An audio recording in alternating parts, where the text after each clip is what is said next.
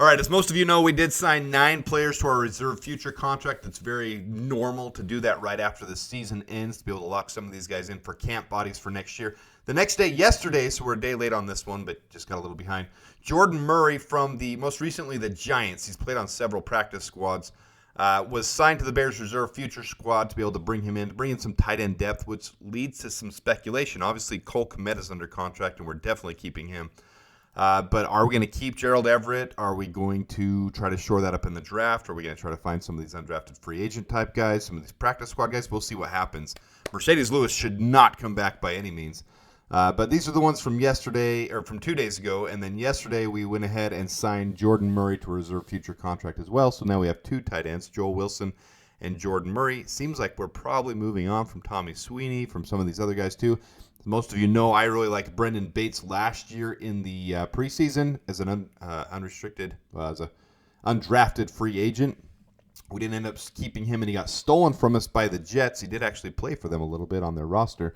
So here's our wide receiver and tight end room. You look right there. We got Cole Kmet. Gerald Everett's contract is very easy to cut, even though it's at $6.5 million for this next year. Only $5.5 million of that. We could save. $1 million would be dead cap if we cut him, which is actually really good. It sounds bad to lose $1 million, but on a contract like that, we could definitely cut him and move on. So we will be looking for help at the tight end position. Here is Jordan Murray from college. He played at Missouri State, and then he transferred to Hawaii for his last year, and then he went as an undrafted free agent. Sorry, I moved the wrong thing there. So he played for Hawaii that last year. Not a big stat. Eye boggler, doesn't pop off the page. So nothing huge here. 800 and something yards over his entire 5-year career. 6.68 RAS score.